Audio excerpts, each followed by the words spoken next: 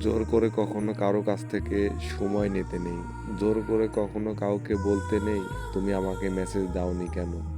জোর করে কারো সাথে ফোন দিয়ে কথা বলতে নেই। জোর করে কারো কাছে প্রিয় হতে নেই। আসলে যে আপনাকে বুঝবে, ভালোবাসবে, তার কাছে কখনো জোর করতে হবে না। সে আপনার মনের ভাষাতেই বোঝা যাবে আপনি কি চাচ্ছেন। সে এমনিতেই আপনাকে ভালোবাসবে, সময় দিবে।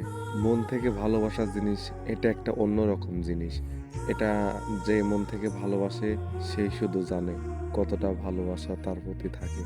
এক হাতে যেমন তালি বাজে না, ঠিক তেমন একজন ভালোবাসলে আরেকজন বাসে না।